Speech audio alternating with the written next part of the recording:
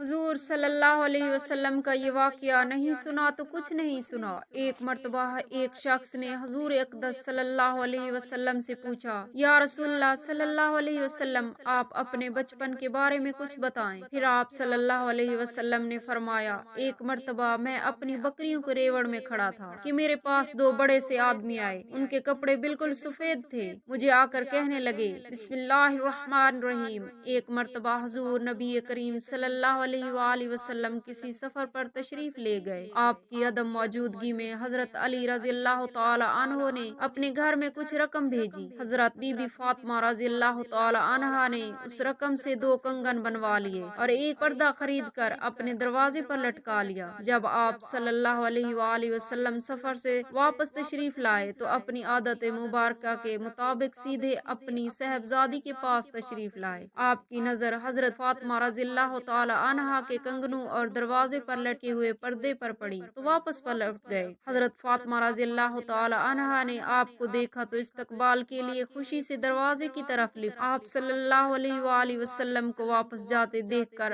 آپ رونے لگی اور سب سمجھ گئی کہ آپ کو ان چیزوں سے نہایت ناگواری گزری ہے۔ پہلے تو آپ نے کبھی ایسا نہیں کیا تھا۔ آپ رضی اللہ تعالی عنہا نے فوراً پردہ اتار دیا، دونوں کنگن بھی نکال لیے۔ پھر آپ نے حضرت حسن اور حضرت حسین رضی اللہ تعالی عنہما کو بلوایا، ایک کو کنگن تھمائے، دوسرے کو پردہ، اور ان سے فرمایا، یہ دونوں چیزیں اپنے نانا جان کے پاس لے جاؤ اور ان سے کہنا، آپ کی عدم موجودگی میں ہم نے ان دونوں چیزوں کے علاوہ اور کچھ نہیں بنایا، یہ آپ کی خدمت میں حاضر ہیں، آپ ان کا جو جی چاہے کیجیے۔ دونوں صاحبزادے ان دونوں چیزوں کو لے کر آپ صلی اللہ علیہ وآلہ وسلم کی خدمت میں پہنچے۔ والدہ محترمہ کا پیغام آپ صلی اللہ علیہ وآلہ وسلم کو دیا۔ آپ نے دونوں کے منہ پر بوسہ دیا، شفقت سے اپنے زانوائے مبارک پر بٹھایا اور خوشی کا اظہار فرمایا۔ پھر حکم فرمایا، چاندی کے یہ دونوں کو دیے جائیں۔ کنگن توڑ دیے گئے تو آپ نے ان کے ٹکڑے اہل صوفہ میں تقسیم فرما دیے۔ صوفہ اس چبوترے کو کہتے ہیں جو مسجد نبوی کے باہر دروازے کے ساتھ بنایا گیا تھا، اس پر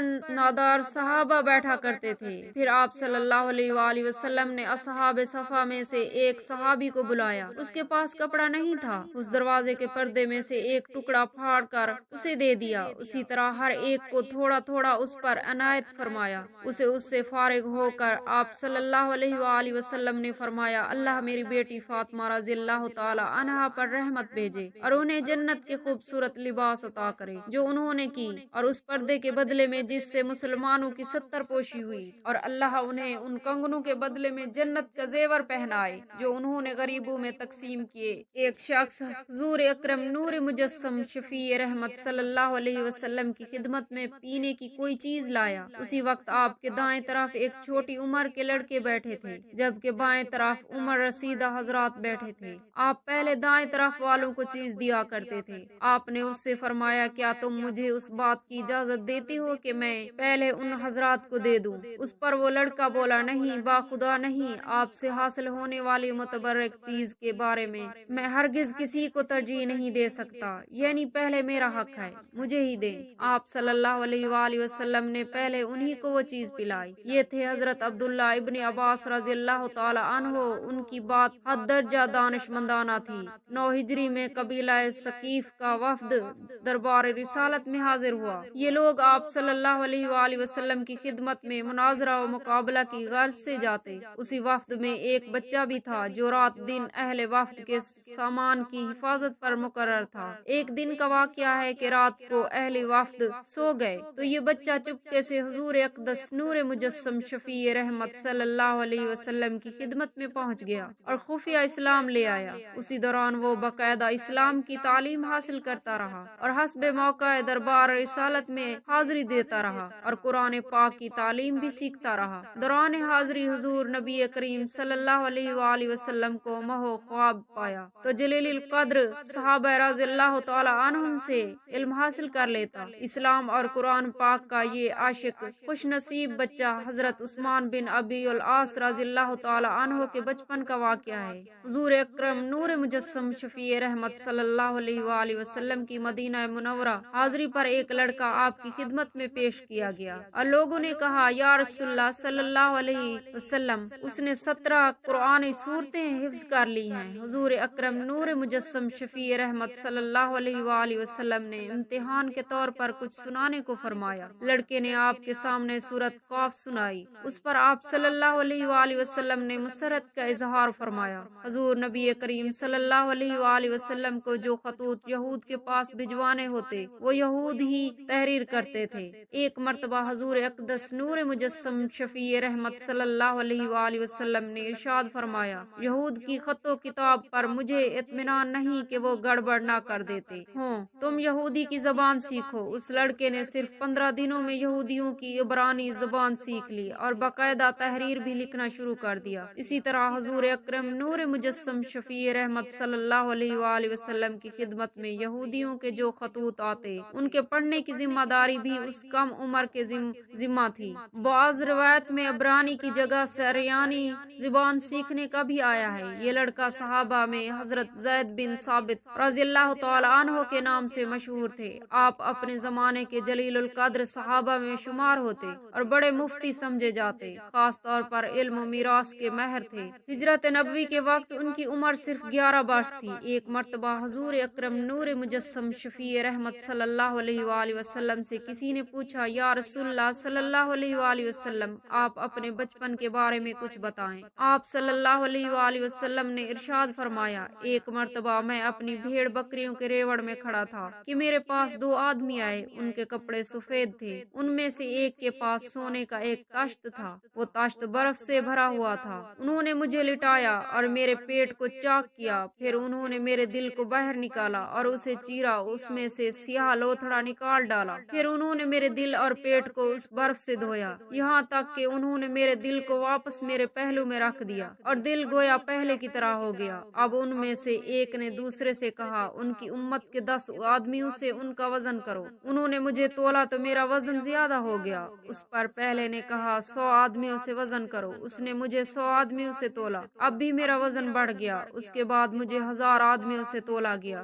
اب بھی میرا وزن بڑھ گیا۔ اب پہلے نے کہا، بس رہنے دو، اگر تم انہیں پوری امت کے مقابلے میں تولو گے تب بھی انہیں کا وزن زیادہ ہوگا۔ حضرت عمر فاروق رضی اللہ تعالی عنہ فرماتے ہیں، ایک دن میں حضور نبی کریم صلی اللہ علیہ وآلہ وسلم نور مجسم شفیع رحمت صلی اللہ علیہ وآلہ وسلم کی خدمت میں حاضر ہوا۔ آپ صلی اللہ علیہ وآلہ وسلم بلائی منزل پر تشریف رکھتے تھے۔ آپ صلی اللہ علیہ وآلہ وسلم کے جسم مبارک پر صرف ایک تہ بند تھا، ایک کھری چارپائی تھی، سرہانے ایک تکیہ پڑا تھا جس میں خرمے کی چھال بھری ہوئی تھی، ایک طرف مٹھی بھری جو رکھے تھے، ایک کونے میں پائے مبارک کے پاس کسی جانور کی کھال پڑی تھی، کچھ مشکیزے کی کھالیں سر کے پاس کھانٹی پر لٹک رہی تھی۔ حضرت عمر فاروق رضی اللہ تعالی عنہ فرماتے ہیں کہ یہ دیکھ کر میری آنکھوں سے آنسو جاری ہو گئے۔ آپ صلی اللہ علیہ وآلہ وسلم نے رونے کا سبب دریافت کیا تو حضرت عمر رضی اللہ تعالی عنہ نے عرض کی، یا رسول اللہ صلی اللہ علیہ وآلہ وسلم، میں کیوں نہ روؤں؟ چارپائی کے باندھ سے جس میں اقدس پر بدیہان پڑ گئی ہے، اس میں جو سامان ہے وہ نظر آ رہا ہے۔ کیسر و کسری تو باغ و بہار کے مزے لوٹے اور خدا کے پیغمبر و برگزیدہ ہو کر آپ صلی اللہ علیہ وآلہ وسلم کے سامان خانہ کی یہ کیفیت ہو۔ آپ صلی اللہ علیہ وآلہ وسلم نے ارشاد فرمایا، اے ابن خطاب، تم کو یہ پسند نہیں کہ وہ یہ دنیا لیں اور ہم آخرت؟ یہ آن حضرت صلی اللہ علیہ وآلہ وسلم کی سیرت طیبہ کا مشہور واقعہ ہے۔ اب ذرا غور کیجئے کہ ہم دنیا و آخرت میں سے کسی کو زیادہ ترجیح دیتے ہیں۔ ہمیں ان دونوں میں سے کون سی شے زیادہ مرغوب ہے؟ اسلام کا جھکاؤ دنیا کے مقابلے میں آخرت کی طرف زیادہ ہے، کیونکہ وہ ابدی زندگی ہے۔ قبیلہ عراش کا ایک شخص مکہ مکرمہ میں اپنے اونٹ بیچنے کے لیے لایا۔ ابو جہل نے اس سے سارے اونٹوں کا سودا کر لیا۔ اونٹ لینے کے بعد ابو جہل نے قیمت ادا کرنے میں ٹال مٹول شروع کر دی۔ عراشی کئی روز مکہ مکرمہ میں ٹھہرا رہا، مگر ابو جہل برابر ہیلے بہانے کرتا رہا۔ جب عراشی تنگ آ گیا تو اس نے ایک روز حرم کعبہ میں پہنچ کر قریش کے سرداروں کو اپنی بپتا سنائی اور فریاد کی کہ میری رقم ابو جہل سے دلوا دو، میں ایک غریب الوطن مسافر ہوں، خدا را میری مدد کرو۔ جس وقت وہ قریش کے سرداروں سے فریاد کر رہا تھا، حضور اقدس نور مجسم شفیع رحمت صلی اللہ علیہ وآلہ وسلم بھی حرم کعبہ کے ایک گوشے میں تشریف فرما تھے۔ سرداران قریش کو مذاق سوجا تو انہوں نے اس کو آپ صلی اللہ علیہ وآلہ وسلم سے اس معاملے میں مدد طلب کرنے کو کہا۔ مظلوم मजलूम अराशी अपनी फरियाद लेकर हुजूर अक़दस नूर मुजस्सम शफी रहमत सल्लल्लाहु अलैहि वसल्लम के पास गया। दूसरी तरफ सरदारान कुरैश खुश हो रहे थे कि अब मजा आएगा। आप सल्लल्लाहु अलैहि वसल्लम से उस अजनबी मजलूम की फरियाद सुनकर उसी वक्त उठ खड़े हुए और अबू जहल के मकान पर पहुंच गए। आप सल्लल्लाहु अलैहि वसल्लम ने रोबदार आवाज में कहा, तुमने उस अराशी से ऊंट खरीदे हैं, फौरन ऊंटों की रकम लाकर उस शख्स को दे दो। ये एक सच्चे किरदार की अजमत और रौब का नतीजा था कि अबू जहल ने मतलूबा रकम अराजी के सुपुर्द कर दी। उस वाक़े से हमें ये सबक मिलता है कि हमें मजलूम की हिमायत करनी चाहिए, वो मजलूम किसी और कौम का ही क्यों ना हो। अल्लाह पाक से दस्ते अदब गिरियोजारी इनकसारी से दुआ है हमें उसवा हुस्ना पर अमल करने की तौफीक अता फरमाए। आमीन या रब्बल